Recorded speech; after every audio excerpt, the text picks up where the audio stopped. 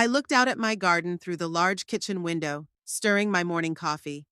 My mother's roses were sprawling and demanding, but it was getting harder to find the time.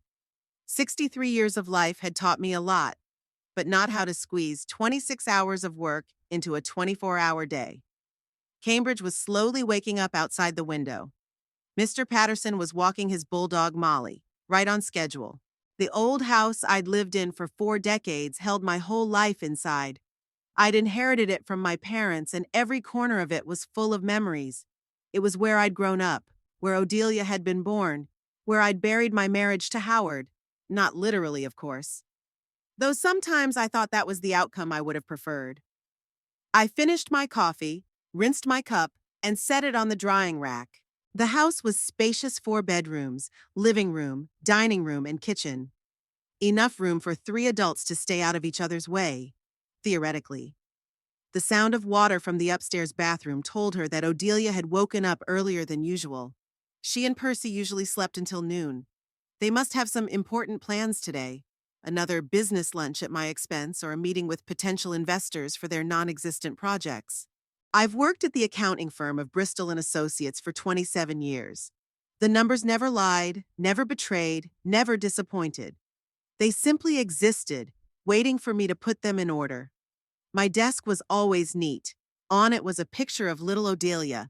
She was about 6 there, smiling, showing her missing front teeth. It was a picture I hadn't changed in years.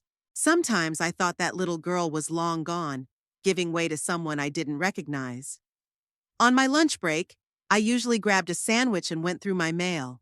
Most often, it was bills or letters from debt collectors chasing Odelia for her endless loans. I couldn't remember when I started paying her debts. I think it was after she dropped out of university and said she wanted to find herself.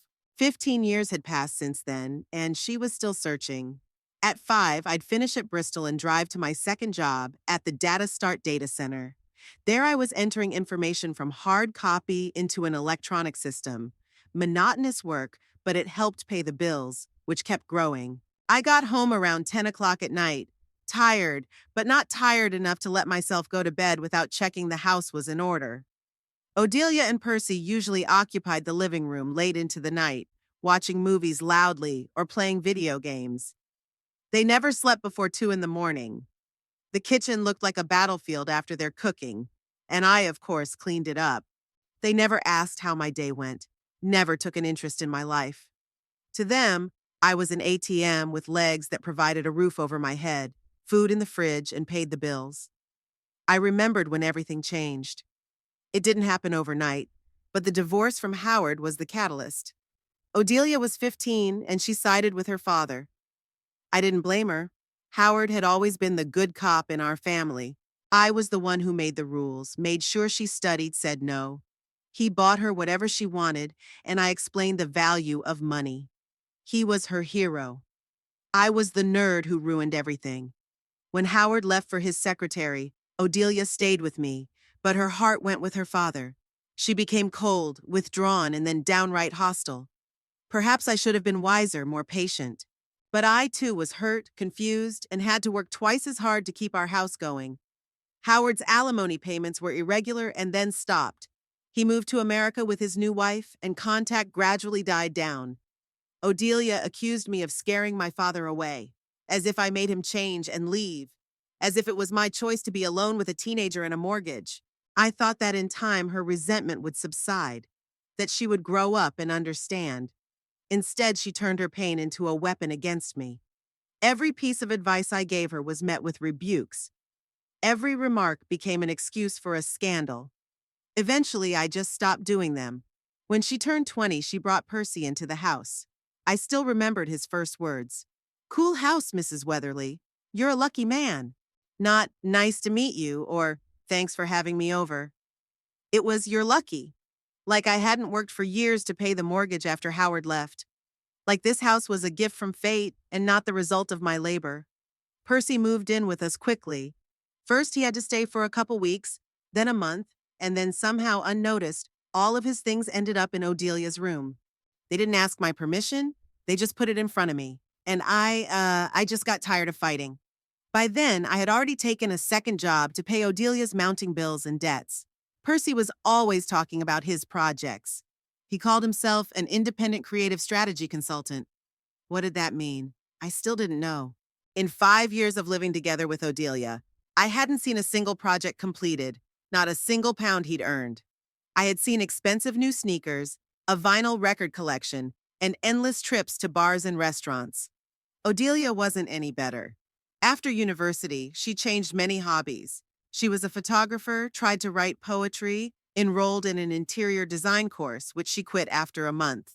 Each new hobby required investments: cameras, lenses, laptop, programs, materials. All of this was paid for by me because it's an investment in her future, a future that was never coming.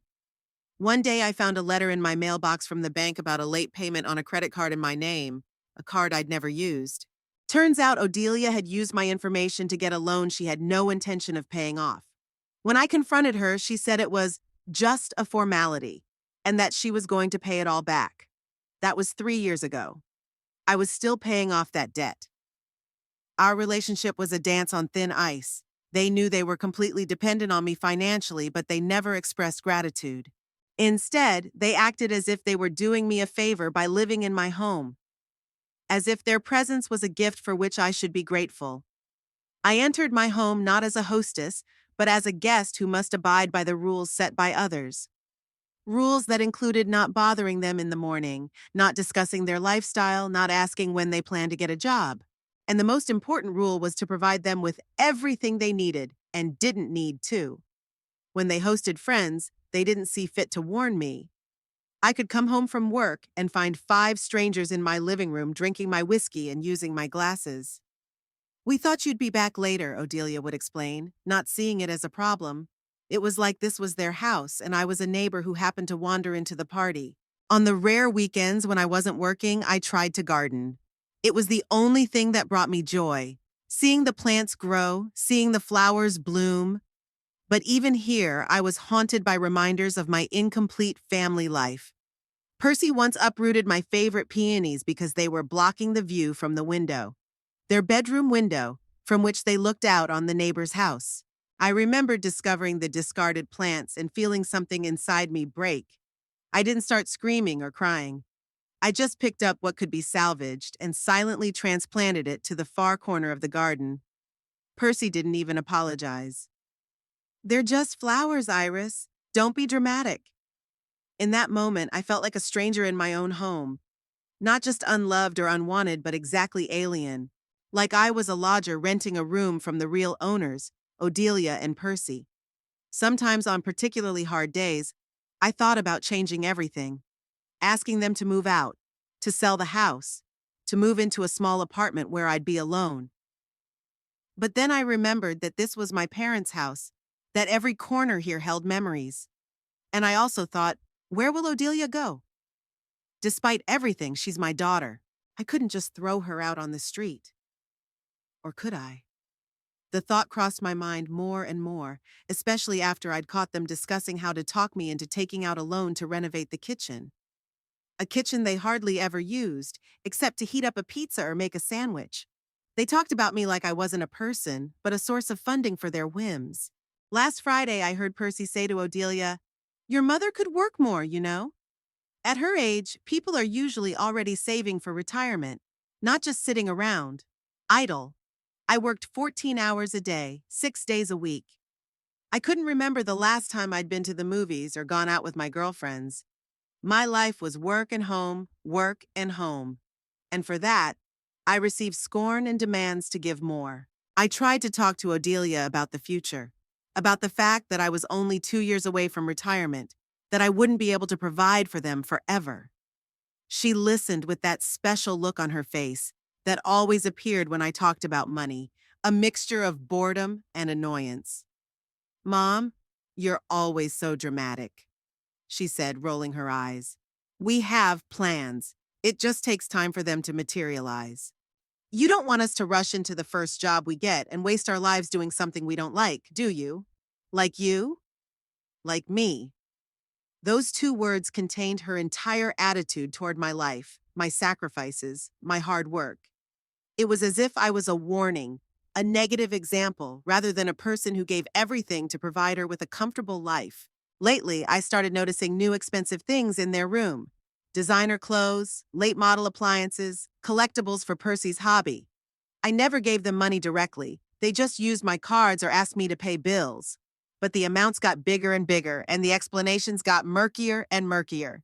Yesterday, as I was making dinner after a full day's work as always, I heard Odelia say to Percy, "Mom looks tired. Do you think she's all right?" And in that moment, hope flashed through me. Maybe she does notice after all. Maybe she does care. But the next sentence shattered that illusion. "I hope she doesn't get sick. We have to pay the studio rent next month."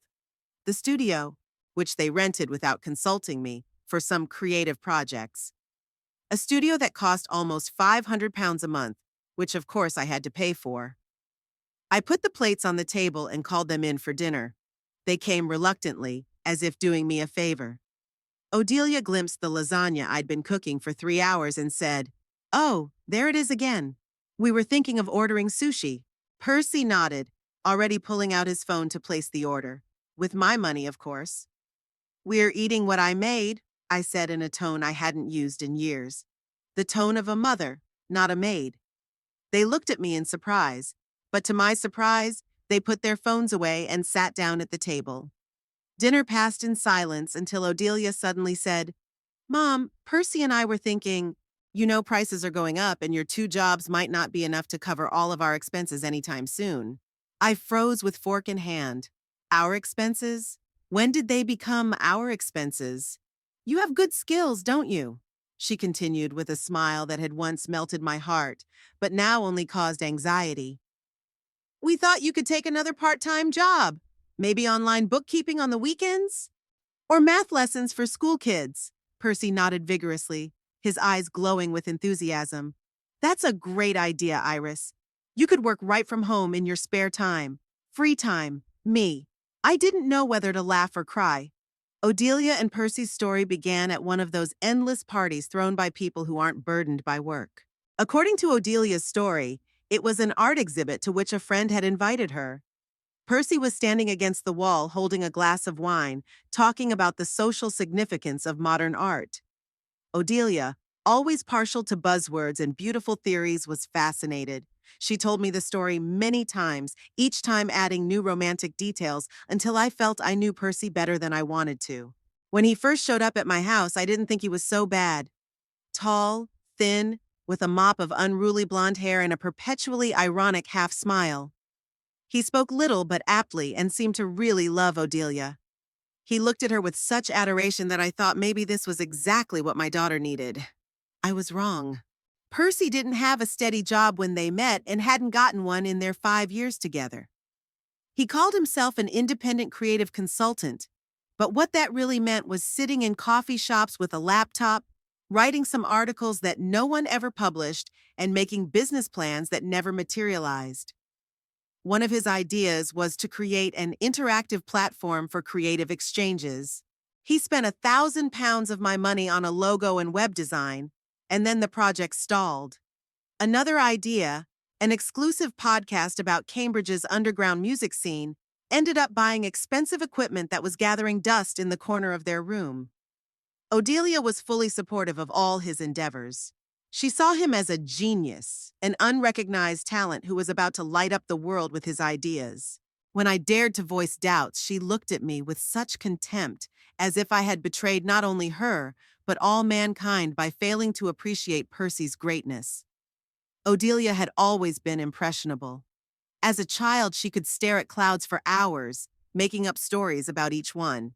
As a teenager, she wrote poetry, poignant, full of teenage longing and belief in her own special purpose. Howard encouraged her creativity, calling her his little poet. I was more practical and insisted that she keep up her studies. After the divorce, she was going through a difficult period. Her grades dropped, she became withdrawn, and started skipping classes. I took her to a psychologist, tried to talk to her, but she was met with a wall of silence or open hostility. When she announced that she didn't want to go to university but wanted to travel and explore the world, I insisted on higher education. It was one of the few times I didn't give in. She enrolled in the Faculty of Arts, but her enthusiasm quickly waned. She found her studies boring, her teachers limited, her assignments meaningless. She started skipping lectures, failed exams, and was finally expelled in her third year. I was still paying off the loan taken out for her education. After dropping out, a series of projects and business ideas began.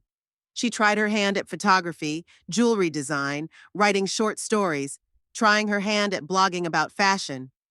Each endeavor required investment: cameras, lenses, materials, courses, software. And each one died after a few weeks, encountering its first difficulties or simply getting bored. Percy had come into her life at the most difficult time, when she was scraping by on odd part-time jobs and living entirely on my support. He was 5 years older, but just as undecided about life. They found in each other kindred spirits, two unrecognized geniuses, too special for ordinary work, too creative for routine. When he moved in with us, I hoped that at least one of them would start contributing to the household expenses. That didn't happen. Instead, the expenses went up.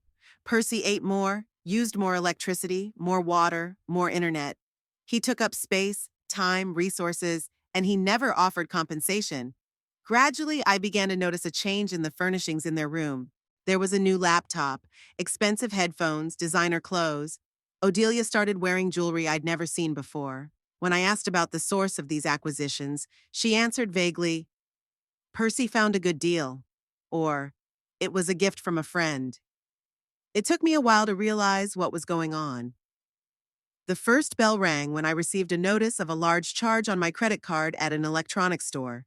I had never made such a purchase. When I asked Odelia, she admitted that she had borrowed my card to buy Percy a new graphics tablet for his work. "It's an investment in our future, Mom," she said, as if that explained everything. I was furious, but at the same time, I felt helpless. What could I do? Call the police on my own daughter? Kick them out of the house? I limited myself to a stern talk and a promise that it wouldn't happen again. Odelia looked guilty. Percy apologized, and I wanted to believe it was an isolated incident. But it was only the beginning.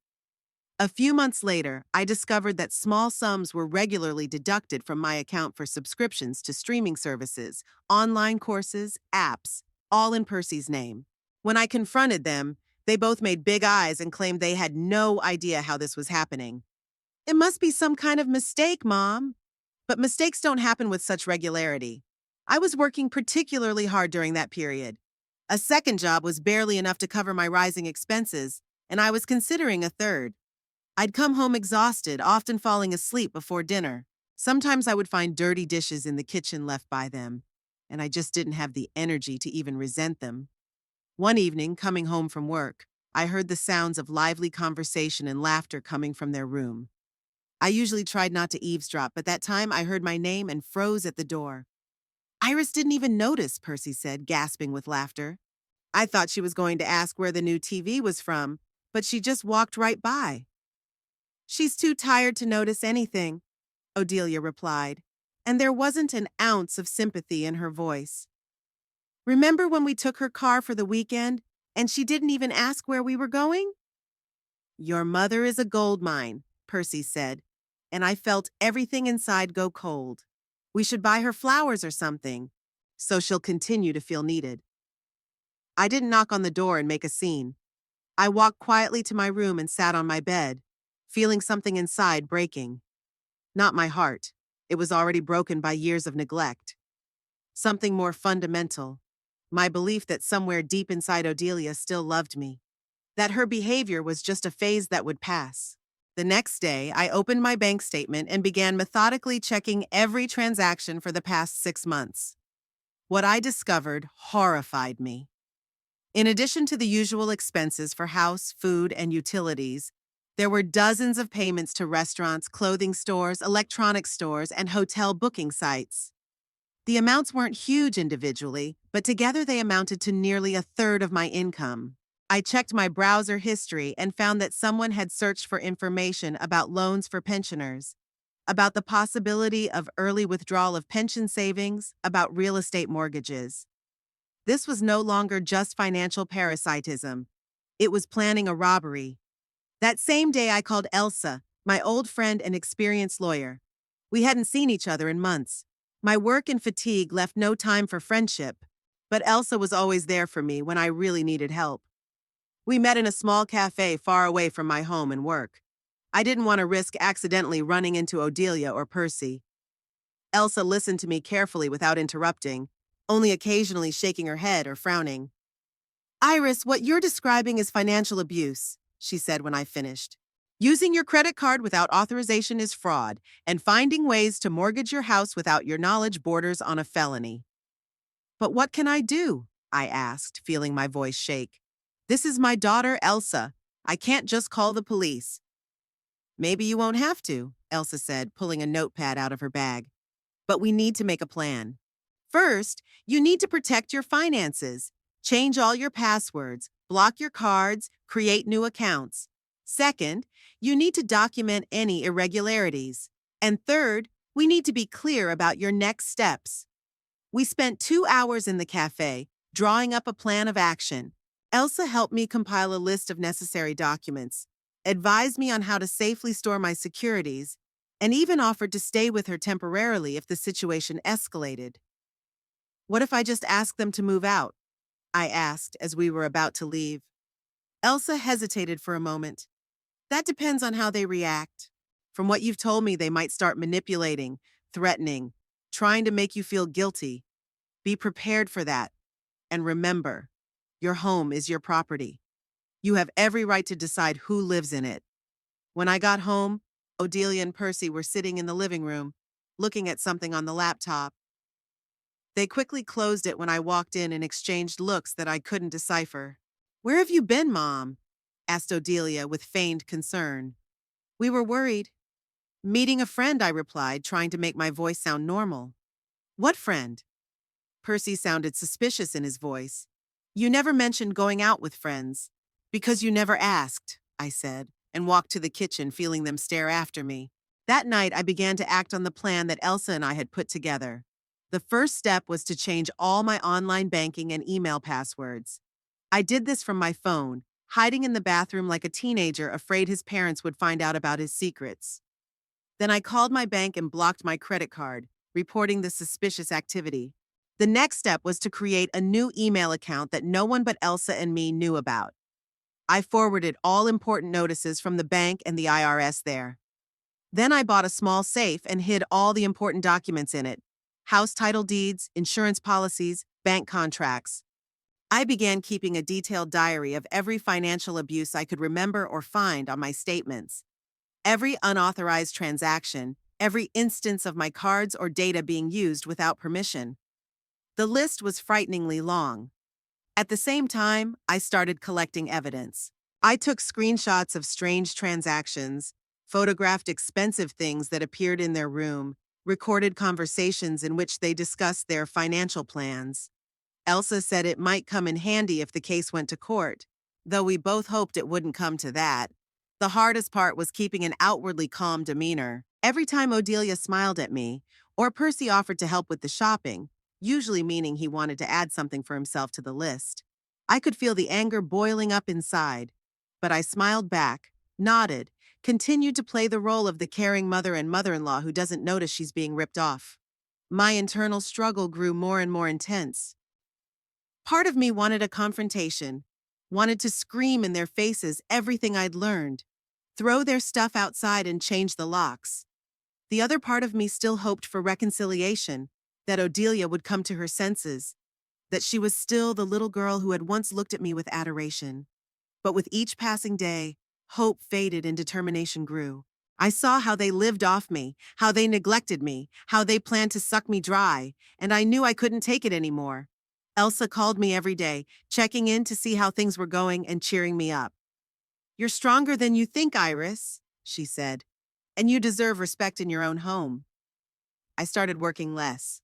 Not because I was tired, although tiredness was a constant companion in my life, but because I didn't see the point of making money that would immediately leak out through the holes Odelia and Percy made.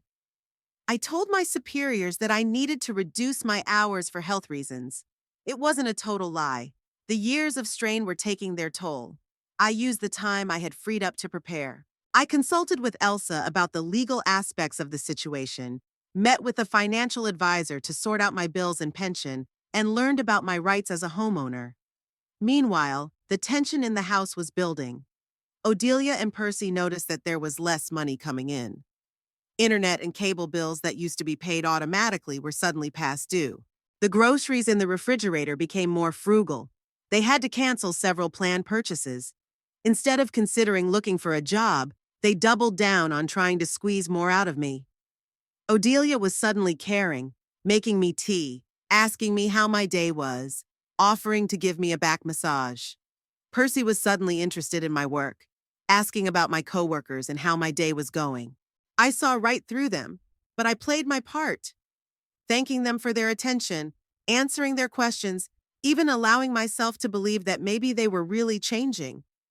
But then I'd find brochures on my desk about secured real estate loans, accidentally left by Percy, or hear Odelia discussing with someone on the phone how to convince me to invest in their future. The climax came when I found a notice in my mail about a loan application I had supposedly submitted. The loan was for a substantial amount of money, and my house was listed as collateral. I had never submitted such an application. In a panic, I called the bank and found out that the application had indeed been submitted in my name, using my personal information. Fortunately, it had not yet been approved, and I was able to withdraw it after explaining the situation. When I hung up the phone, my hands were shaking. This was no longer just financial parasitism. It was an attempt to steal my home, to put a roof over my head in my old age, and I knew who was behind it. I called Elsa. "I'm ready," I said, and my voice sounded firmer than ever. "I need to put an end to this." It was Tuesday on the calendar. Just an ordinary Tuesday, an unremarkable day, except for the fact that it was the day I decided to make a special dinner. Not because it was a holiday, but because I felt something was going to happen. It was an intuitive feeling, a premonition of change in the air. I bought good meat, fresh vegetables, a bottle of wine that I usually only allowed myself on special occasions. I'd spent almost 3 hours cooking, putting my heart and soul into the process, just as I'd done long ago, when family dinners still mattered. Odelia and Percy were surprised to see the table set. We usually ate on the go or in front of the TV, each at his own time. Family meals had long since become a rarity. "What's the occasion?" Percy asked, glancing around the table. There was suspicion in his voice, as if there was a catch behind my desire to bring the family together. "No reason," I replied, setting the plates down. "I just wanted to have a normal dinner together." Odelia shrugged and sat down at the table, immediately reaching for the bottle of wine. Percy settled down next to her, and I noticed them exchange quick glances. I didn't realize at that moment that they'd planned this conversation in advance, choosing a moment when I was in a good mood. The first few minutes of dinner passed in relative silence, broken only by the clinking of cutlery and occasional comments about the food. I asked them about their plans for the week. Even though I knew the answer in advance, they never had any specific plans. "Actually, we wanted to talk to you about something important," Odelia said suddenly, setting aside her wine glass. "It's about our future." I tensed, but tried not to show it. "Our future?" I interjected, emphasizing the word our. "Yes," Odelia smiled, that special smile she used when she wanted something. "You see, Percy and I have been thinking a lot about our projects, and we feel like now is a good time to make a decisive move." "A decisive step?" I continued eating, trying to speak calmly. "We found the perfect studio space," Percy interjected. "There's plenty of room for all of our projects, my audio recording, Odelia's photographs, maybe even a small gallery in the future." "Sounds ambitious," I said. "And expensive." "Well, it's not that expensive." Odelia waved her hand as if it was an amount to be neglected.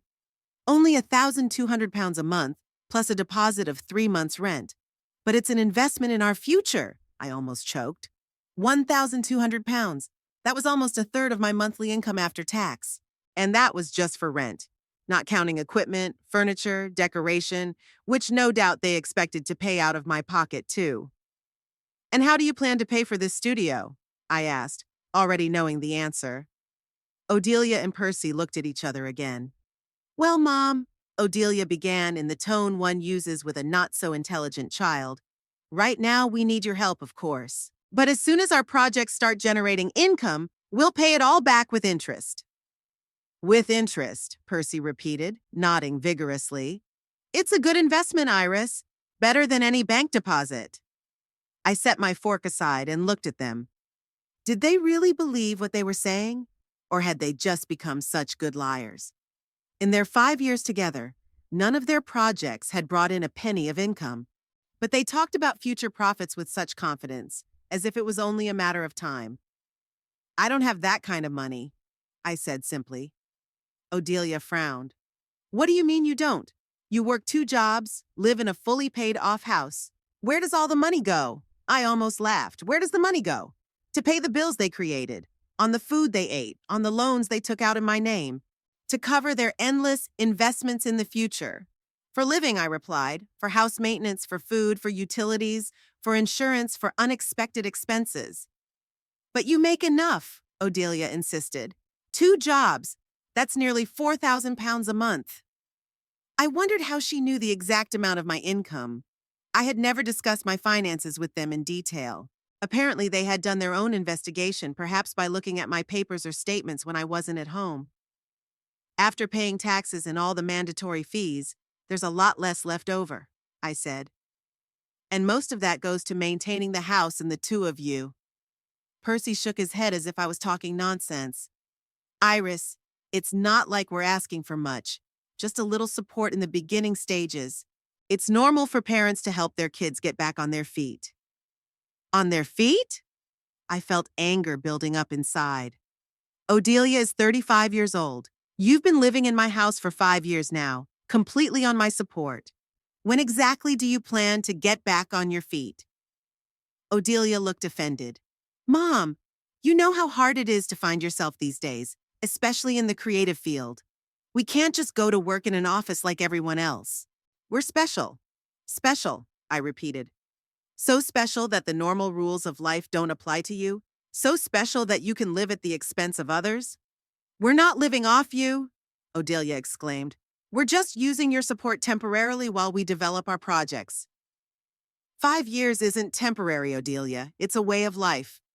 The atmosphere at the table was heating up. Percy, sensing that the conversation wasn't going according to plan, tried to change tactics. Look, Iris, he said in a conciliatory tone. Maybe we could find a compromise? Maybe you could help us with the down payment on the studio, and we'll pay the rent ourselves? And where would the rent money come from? I asked. You have no income. We'll find a way, Percy said confidently. Maybe some temporary part-time jobs or something else. Odelia suddenly brightened, as if a brilliant idea had hit her. Mom, what if you took another job, just for a few months until we get back on our feet? You're good at accounting. You could give advice online or handle someone's accounts remotely. It won't be too onerous. I looked at my daughter and didn't recognize her. When had she turned into this selfish, calculating person? When did she stop seeing me as a mother and start seeing me as a source of funding? When she lost all sense of reality. Are you suggesting I take a 3rd job, I slowly muttered, to pay for your studio, where you'll take on projects that haven't brought in a penny of income in 5 years? Well, if that's how you phrase it, it doesn't sound good, Odelia admitted. But you want us to be happy, don't you? You want to support our dreams, don't you? And my dreams, I asked quietly. My plans, my desires, my future. Who supports them? Odelia looked puzzled, as if the idea that I could have dreams of my own had never occurred to her. Well, you've already lived most of your life, Mom. You've had your chance to realize your dreams. Now it's our turn. Those words hit me like a slap in the face. Most of my life? Am I already written off? Am I no longer a human being with the right to my own desires and aspirations, but merely a prop for their unrealistic fantasies? Percy, apparently sensing that Odelia had gone too far, tried to remedy the situation. Iris, we really appreciate everything you do for us. We really do. And we know you work hard.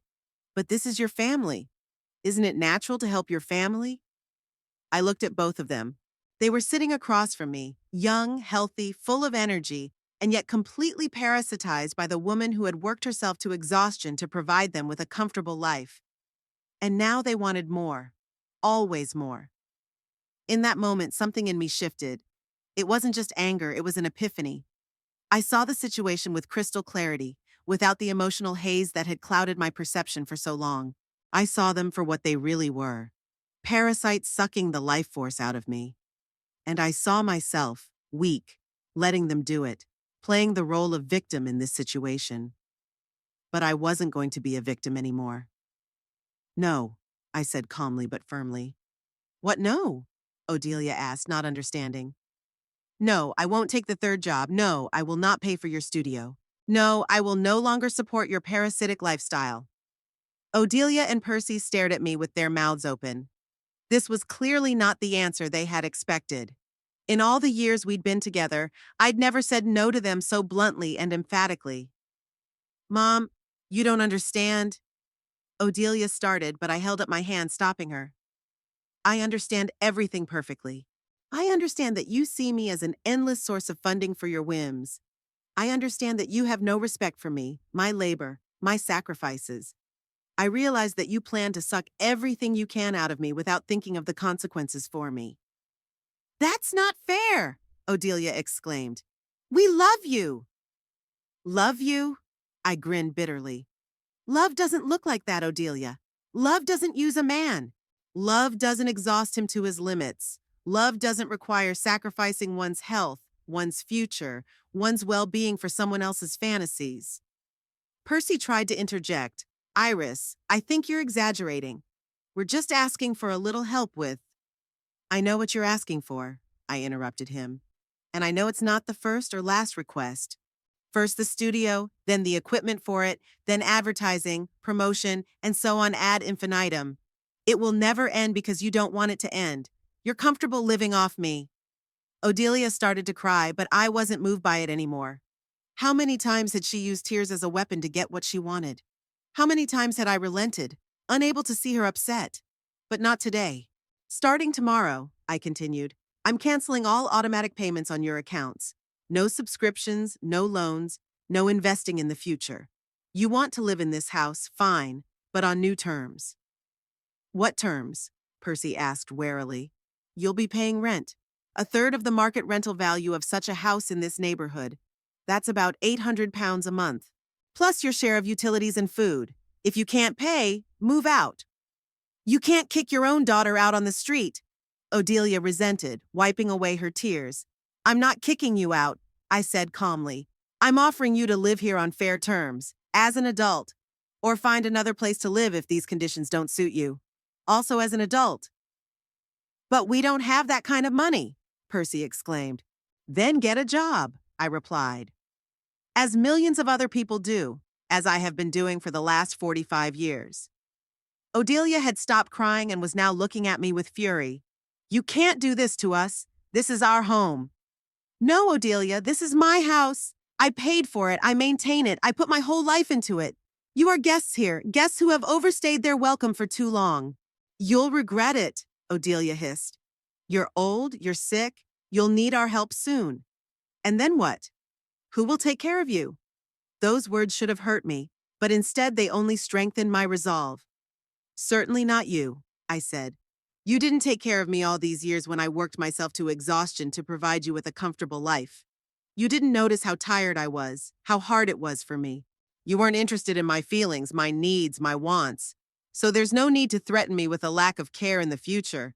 There never was any anyway. Percy rose from the table. Come along, Odelia.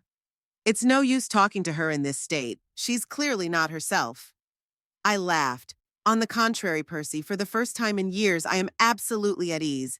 I see the situation as it is without illusion or self-deception, and I won't let you use me again. Odelia stood up as well, knocking over a chair. You're going to regret this, she shouted. You're going to be left alone, unwanted by anyone, begging for us to come back. Better to be alone than with people who only see you as a source of money, I replied calmly. They left the dining room, slamming the door loudly. I remained seated at the table, staring at the unfinished dinner I had spent so much time and energy on. Strangely, I felt no regret or sadness, only relief, as if the huge stone I had carried on my back for years had finally fallen. I knew there would be many difficulties ahead. They would not accept my terms easily. They would resist, manipulate, threaten. They would do everything they could to bring back the status quo that was so favorable to them. But I was ready for this fight. No longer would I back down. No longer would I give in to emotional blackmail. No longer would I let guilt dictate my decisions. I would defend myself, my home, my life. I got up from the table and began putting away the dishes. From the second floor came the muffled sounds of an argument. Odelia and Percy were discussing the new situation, probably planning their strategy. Let them. I was ready to be strategic too. The first thing I did was to call Elsa and briefly recount what had happened. She approved of my actions and reminded me of the plan we had made. Be prepared for them to try to push you emotionally, she warned. Don't give in, and document everything, every conversation, every threat, every attempt at manipulation. I promised to follow her advice and hung up. Then I did something I'd been putting off for a long time. I changed my Wi-Fi password. A small thing, but symbolic. It was the first step to regaining control of my home. I made myself a cup of tea and sat down in the living room chair. For the first time in a long time, I felt like a hostess in my own home, and it felt wonderful. The morning after our conversation was filled with tension.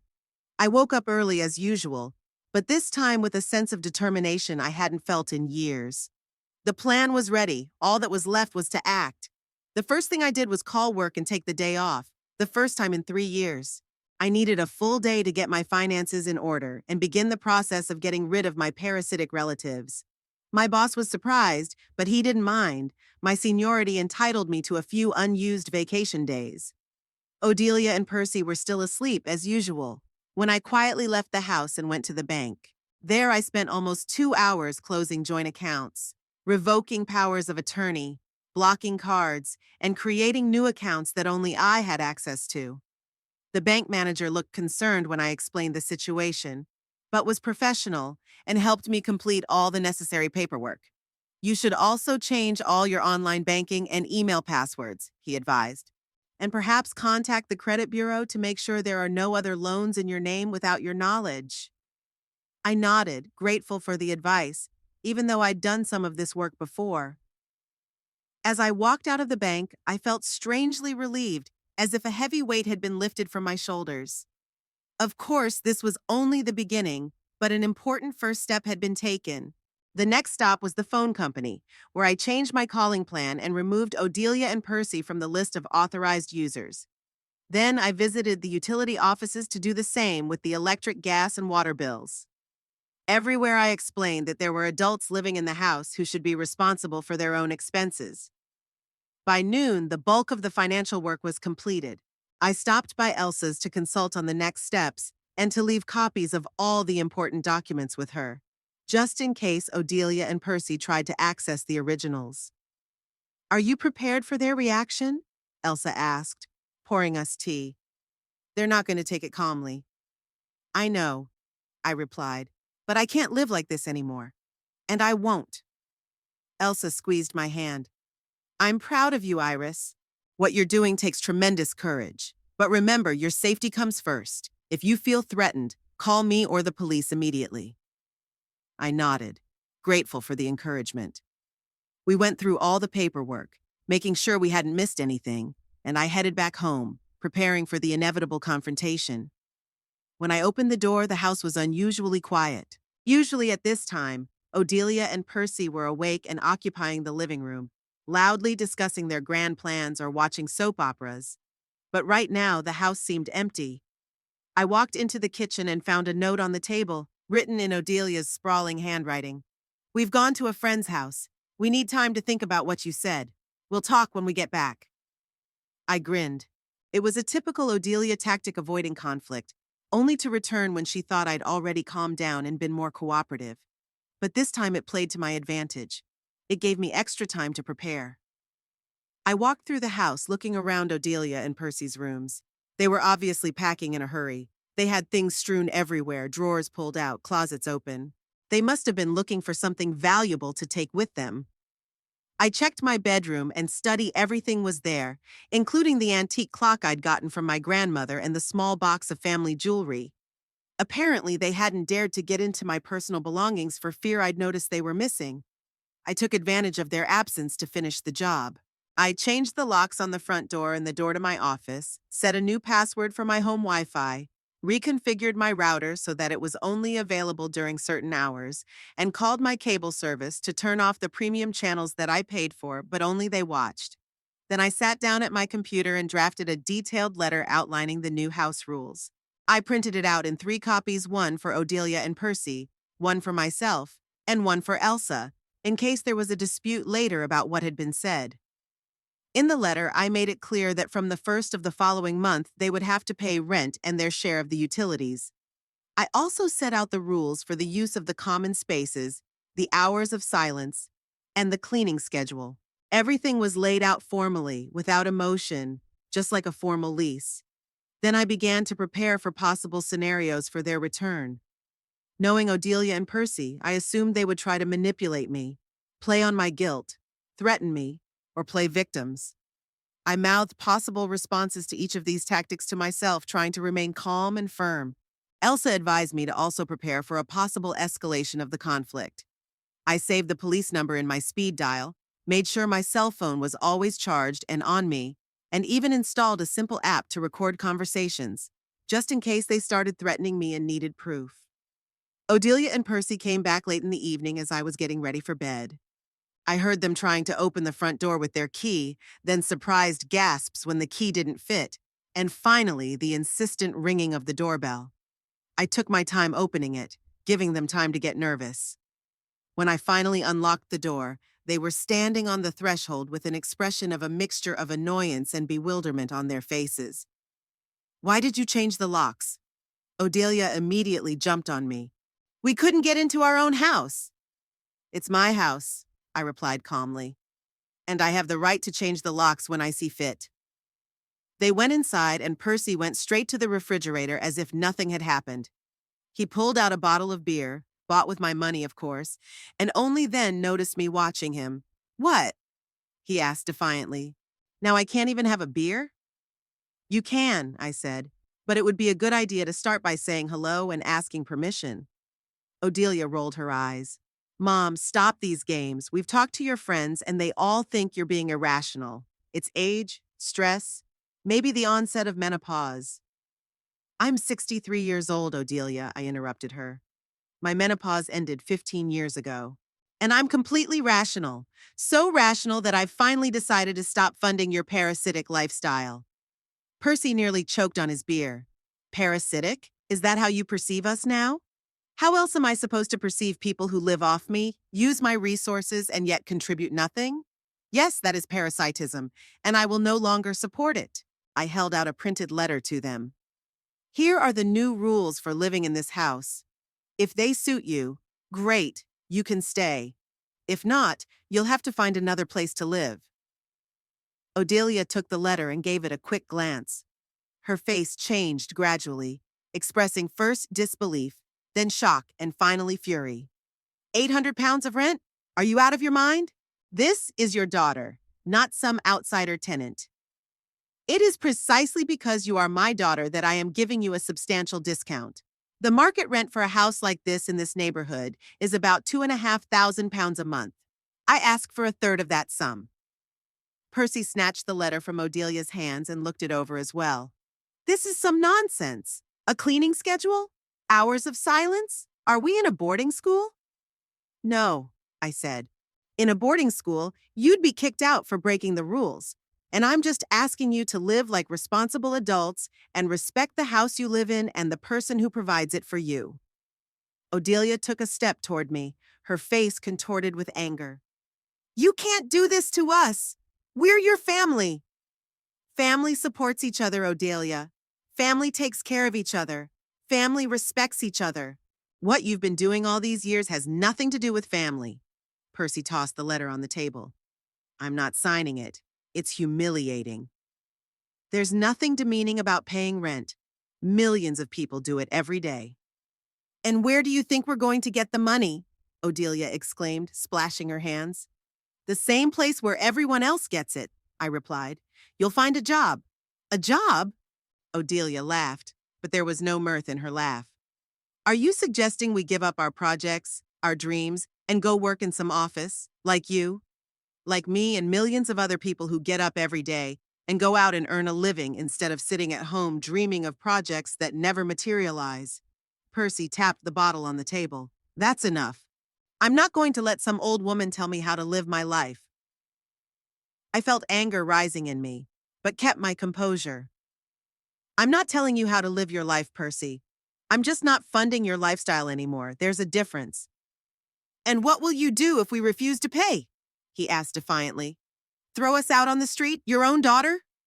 If I have to, yes. Odelia stepped close to me, her eyes narrowed. You're bluffing.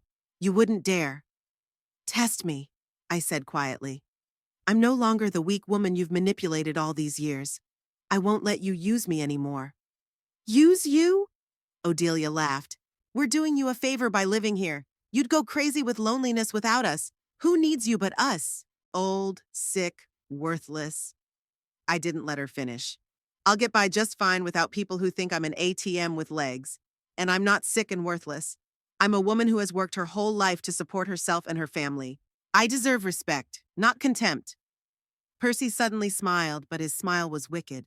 Have you thought about what would happen if we told everyone how you treat us?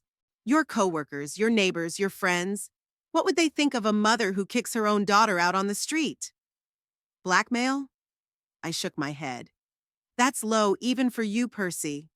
It's not blackmail, Odelia interjected. It's the facts. You're destroying our family because of your selfishness. No, Odelia, you've destroyed our family with your parasitism and disrespect. I'm just trying to restore justice. Percy took a step toward the door. Come on, Odelia, we don't need to listen to this. We'll find another place where we'll be appreciated. I couldn't resist commenting. And who's going to pay for that place? Who's going to buy your food, pay your internet, pay your bills? Odelia turned to me, her face contorted with rage. You're going to regret this, Mom. I swear you'll regret it. We're going to make your life unbearable. I calmly pulled out my phone. Is that a threat, Odelia? Because if it is, I'm going to have to take action. What kind of measures? Percy snorted. Are you going to call Mommy and complain? No, I said, dialing the number. I'm going to call the police. There was silence in the room for a moment.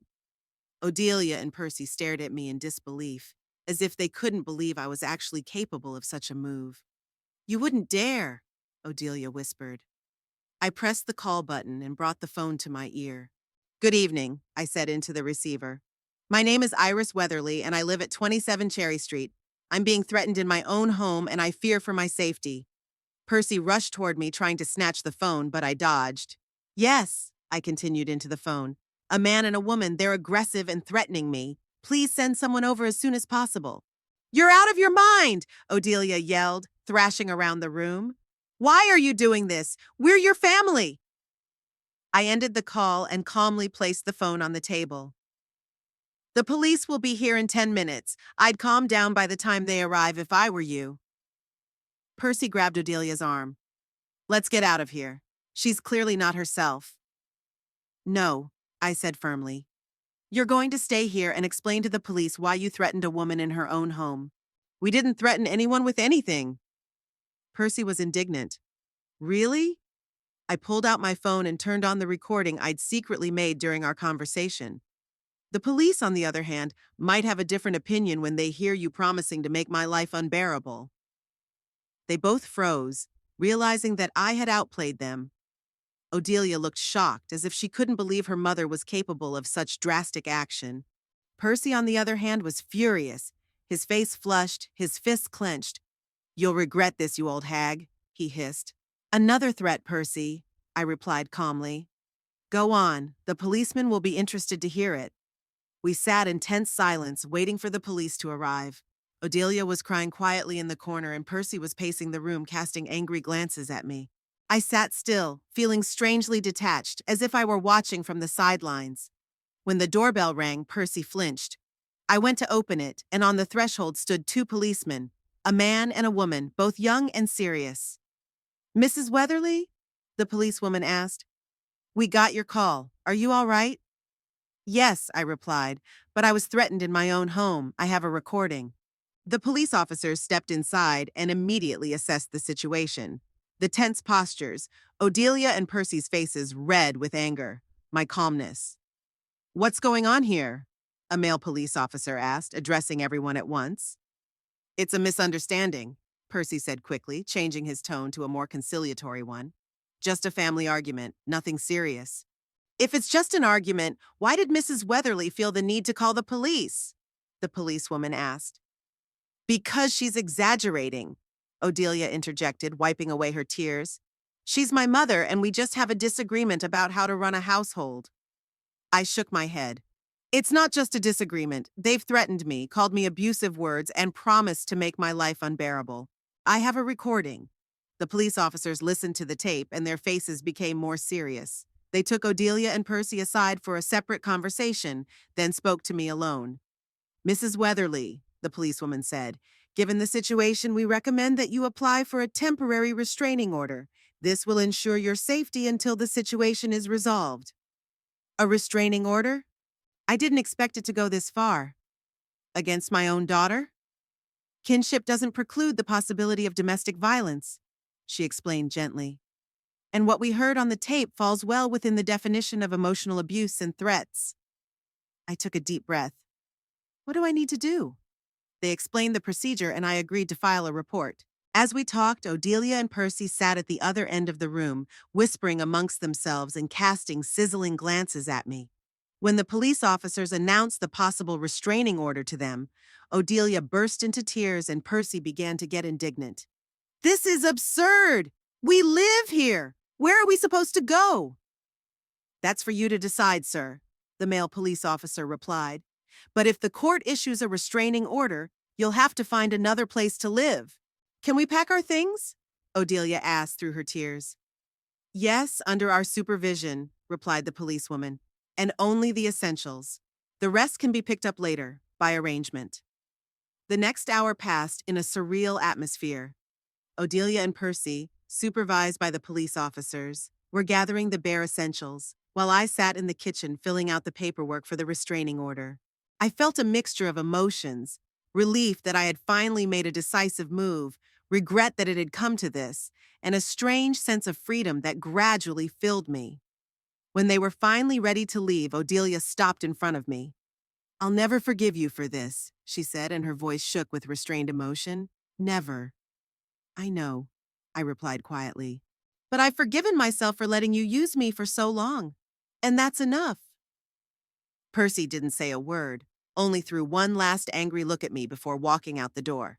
The police officers explained that they would help Odelia and Percy find temporary housing and that I would be contacted by a social worker for further counseling. Thank you, I told them, for everything. When the door closed behind them, I was alone in the silence of the house, which suddenly seemed huge and empty.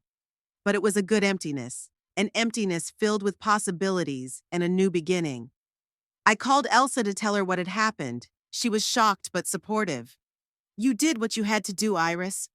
It wasn't easy, but it was necessary. I know, I said, feeling the tension of the last few hours slowly letting go of me. I just didn't think it would go this far. Sometimes it takes drastic measures to get out of a toxic relationship, Elsa replied, even if that relationship is with your own children. We agreed to meet tomorrow to discuss next steps. In the meantime, I decided to just enjoy some peace and quiet in my home, for the first time in years. It had been a month since Odelia and Percy had left my house. The restraining order had been issued and went into effect 3 days after our conflict. Under its terms, they could not come within 100 yards of my house or have contact with me except through lawyers or with my written consent. The first days in the empty house were strange. I was used to the constant noise, the clutter, the sense of tension that Odelia and Percy created. Now, however, the house was filled with silence. Sometimes I caught myself listening to the sounds that were no longer there. The loud music from their room, the endless phone calls from Odelia, the clatter of keyboards as Percy worked on his projects. But the strange feeling was quickly replaced by relief. I could use my own living room without fear of interfering with their creative process. I could cook for myself what I wanted, not what they would like. I could sleep without earplugs, without hearing their late-night vigils. And most importantly, I could manage my money as I saw fit. A week after they left, I made the big decision to quit my second job. I had worked in the data center for almost 7 years, and all that time I hated every minute I spent there. The monotonous data entry work wore me out physically and mentally. Now that I didn't have to support two adult parasites, I could afford to return to a normal schedule. The supervisor at DataStart was surprised by my decision. Are you sure, Mrs. Weatherly? You've always been such a reliable employee. Absolutely sure, I replied. It's time to think about myself. At the accounting firm of Bristol and Associates, my main job, I talked to the management about the possibility of reducing my hours. To my surprise, they readily agreed to a 4-day work week. You deserve it, Iris, Mr. Bristol said. You've worked your ass off all these years. It was true. I had worked my ass off, but not for myself, for Odelia and Percy, for their comfort and their whims. Now I had the luxury of 3-day weekends and 8 hours sleep. The financial situation had changed too. Without the expense of supporting two adult spongers, my budget was suddenly in surplus. I was surprised to find that not only could I pay all the bills I needed, but I could also set aside a decent amount each month. For the first time in years, I began to think about the future not with fear, but with hope. Elsa, my trusted friend and lawyer, visited me regularly and helped me sort out the legal aspects of the situation. She was the one who suggested I see a financial counselor. You've spent your whole life taking care of others, Iris, she said. It's time to think about your retirement and how you can ensure a comfortable old age. The counselor helped me put together an investment and savings plan, taking into account my age and financial capacity. It turned out that even at 63, it's not too late to start preparing for the future. If you follow this plan, he said, by the time you're 70, you'll have enough savings to not worry about finances and focus entirely on the things that bring you joy. Joy. That word had long seemed foreign to me, almost forgotten. When was the last time I did something simply for pleasure rather than out of necessity? When was the last time I allowed myself to dream of something other than survival? I started small, with a garden. For years, my roses and peonies were left to fend for themselves, and all I could do was basic care on rare weekends. Now, however, I have the time and energy to restore the garden to its former beauty. I bought new tools, seedlings, fertilizer. I spent hours in the ground, pruning, transplanting, watering. Neighbors noticed the changes and started stopping to compliment the flowers or ask for advice. That's how I met Greta, a new neighbor who turned out to be a keen gardener and was happy to share her knowledge.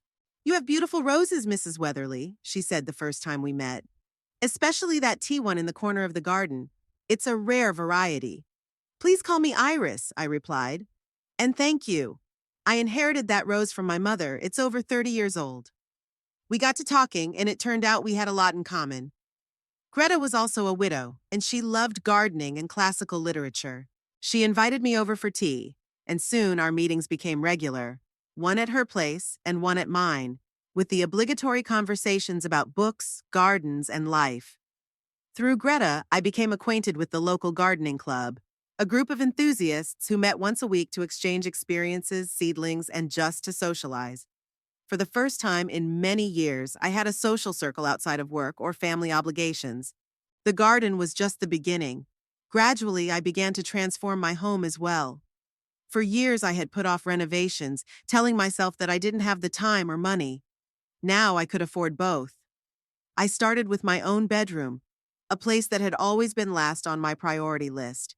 I picked out new wallpaper, light and floral patterned, bought new bedding, and ordered a comfortable reading chair. Then I moved on to the bathroom, kitchen, living room.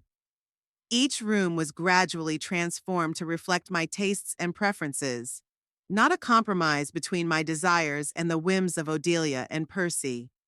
The room they used to occupy, I turned into a guest bedroom. I threw away the old mattress they'd slept on, burned the sheets, perhaps it was overdramatic, but it gave me a strange satisfaction, and painted the walls a soft blue. Now this room was bright and clean, ready to receive real guests, not vermin. I turned Percy's former study, which was really just a storage room for his junk, into a library and needlework room. I installed bookshelves, moved my collection of books that had been collecting dust in boxes in the attic for years, bought a comfortable chair and a good reading lamp. I returned to knitting, a hobby I had abandoned after Odelia was born. I ordered yarn, needles, hooks, found video lessons on modern techniques on the internet. The first project was a warm scarf for Elsa, a thank you for her support in difficult times. One day, going through old photo albums, I came across pictures taken when I was young. They showed me standing with a palette and brush at an easel. I had almost forgotten how much I loved to paint before marriage. Motherhood and work consumed all my time. The next day, I went to the art supply store and bought everything I needed to paint: canvases, paints, brushes, and an easel. My first attempts were clumsy, but each day I could feel the old skills coming back. I started with still lifes, then moved on to landscapes, and finally dared to paint a self-portrait, the face of a woman who had finally found herself. My life was changing not only at home, but also outside of it. I started going out more, to the theater, to concerts, to museums, doing things I had always wanted to do, but had put off for later, for when my commitments to others would end. Now I realized that this later would never come if I didn't do it now. Through the gardening club, I met Hugh, a widower my age, with kind eyes and a sense of humor that made me laugh for the first time in a long time. Our relationship developed slowly. We were both cautious after years of loneliness. But gradually, our walks in the park turned into dinners together, and those into long evenings by the fireplace with a glass of wine and conversations about life, literature, and art. Hugh was unlike Howard, less ambitious, more warm. He didn't try to impress me with his accomplishments or grandiose plans. Instead, he was just there, listening, laughing, sharing. With him, I felt visible and valued, not for what I did for others, but simply for what I was. Our relationship wasn't the passionate affair of romance novels. We were both past the age where one loses one's head in love. But there was something more precious about it: mutual respect, understanding, tenderness. Hugh didn't live with me. We'd both had the experience of a failed marriage, and we valued our independence. But he was an important part of my new life, a ray of sunshine that made my days brighter. As for Odelia and Percy, they didn't disappear from my life completely, though I sometimes wish they would. 2 weeks after the restraining order was issued, I got a call from their lawyer. It turned out they had rented an apartment in another part of town, but they were quickly running out of money and wanted to discuss the possibility of moving back into my home. "My clients are willing to compromise," the attorney said. "They agree to abide by the house rules and pay a certain amount of rent." "What amount exactly?" I asked. The lawyer gave a figure that was 3 times less than what I had specified in my terms. I declined. "Tell your clients that my terms remain the same," I said. £800 a month plus a third of the utility bills. And no exceptions. The lawyer tried to haggle, but I was adamant. Eventually, he gave in. "I'll pass on your offer, but I'm not sure they can accept it." "That's their choice," I replied, "as is finding a job to pay the rent." A few days later, the lawyer called back with the news. Odelia and Percy had refused my terms. They had decided to stay in a rented apartment and work things out on their own. I wasn't surprised or upset. Part of me was even relieved. I wasn't ready to have them in my house again, even under the new terms. The restraining order expired after a month, and theoretically they could have contacted me directly, but they didn't. Through mutual acquaintances, I learned that Odelia had gotten a job at a clothing store and Percy was moonlighting as a bartender. They were surviving, though they complained to anyone who was willing to listen about the cruel mother who threw them out on the street. It didn't touch me. I knew the truth, and Elsa and a few close friends did too. The rest of them could think whatever they wanted. Their opinions no longer defined my self-esteem. One warm summer day, 3 months after Odelia and Percy had left, I was working in the garden when I noticed a familiar figure at the gate. It was Odelia, thinner, with dark circles under her eyes, but still as beautiful as the day she had left my house. "Mom," she said quietly, "can I come in?" I straightened up, taking off my gardening gloves. "Why are you here, Odelia?" She shifted from foot to foot, hesitant to look me in the eye. Percy and I broke up. He went off to some girl at the bar he worked at. I can't pay the rent alone." I looked at my daughter and saw her as a little girl who came to me with broken knees and expected me to fix things. But that little girl was long grown up and I was no longer obligated to fix her problems. I'm sorry things didn't work out between you and Percy, I said. But I can't let you come back on the same terms. I know, she said quickly. I'm willing to pay. Not the full amount, of course, but some of it. And I'll look for a better job, I promise. I shook my head. It's not just about the money, Odelia. It's about respect, about attitude. You've used me for years, manipulated me, treated me like an ATM machine instead of a human being. I can't go through that again. I've changed, Mom. A pleading note came into her voice. I really have. These 3 months have taught me a lot.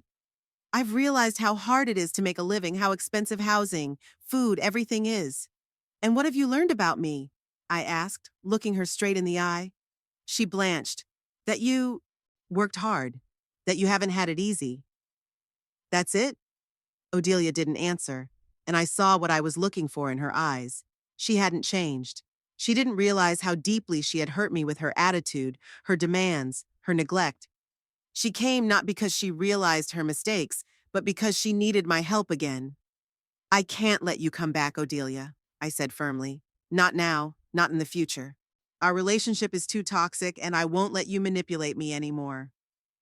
But I'm your daughter, she exclaimed. You can't just turn your back on me. I'm not turning my back on you, I replied calmly. I'm setting healthy boundaries. If you really want to repair our relationship, we need to start with psychotherapy, family therapy, where we'll both work through the issues. Psychotherapy? Odelia snorted. I don't need a therapist, I need a roof over my head. And that's why you're here, I said. Not because you miss me or want a relationship, but because you need a place to live. You still only see me as a source of material goods. She opened her mouth to object, but then closed it, realizing I was right. Her eyes flashed with resentment, then anger, and finally calculation. Okay, she said abruptly. I'll agree to therapy, if it will help us rebuild trust. I shook my head. No, Odelia. You're not agreeing because you want to work on our relationship. You're agreeing because you see it as a way to get back in the house. I can't make that decision. She looked at me with undisguised fury. You're going to regret this. You're going to need help someday, and I won't be around. I know, I said, and I've accepted it. I have friends, I have a community, I have people who care about me not because of what I can give them, but because they value me as a person. Odelia left without saying goodbye, and I went back to my roses. I knew this wouldn't be the last time we'd see each other. She would come back when she was in a difficult situation again and try to manipulate me again.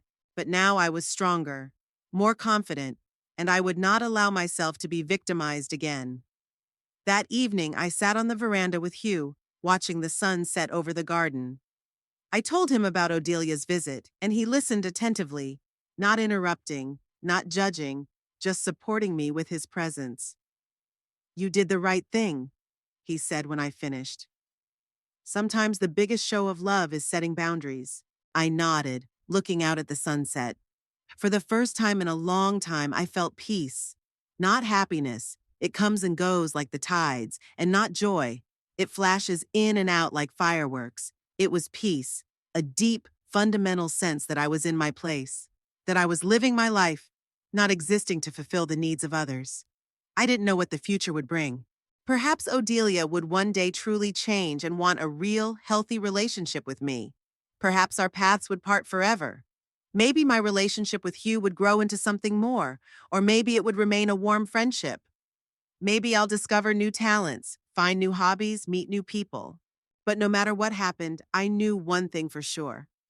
I would never again let anyone take away my right to my own life. A life that I built not for others, but for myself.